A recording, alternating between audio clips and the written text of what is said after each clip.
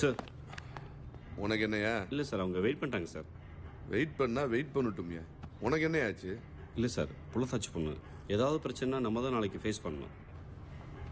ஓ, அந்த பொம்பளை ப்ரெக்னெண்ட்டாக இருக்க வரைக்கும் விசாரிச்சுட்ட.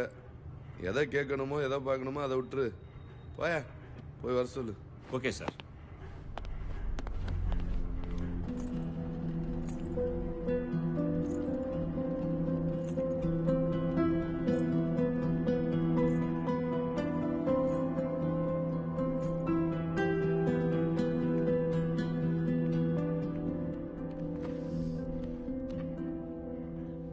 மேடம், எனக்கு நிறைய வேலை இருக்குது. So don't waste my time.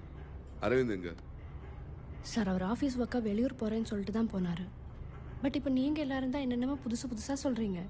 எனக்கு ஒன்றும் புரிய மாட்டேங்குது. ஆனால் நீங்கள் சொல்கிறது எதையும் நான் நம்ப மாட்டேன். ஏன்னா என் புருஷன் என்னை ஏமாற்றிட்டு இங்கே ஓடி போயிடுற ஆள் இல்லை. உன் கூடவே இருந்திருக்கான். யார் யார் கூட பழகுறான்னு தெரியல.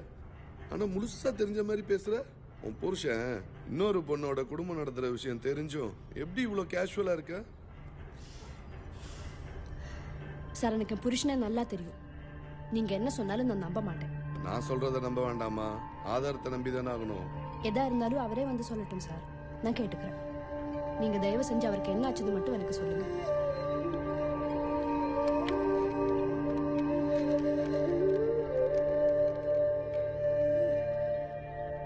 சார், சொந்த ஒரு பொண்ணுன்னு பூர்ண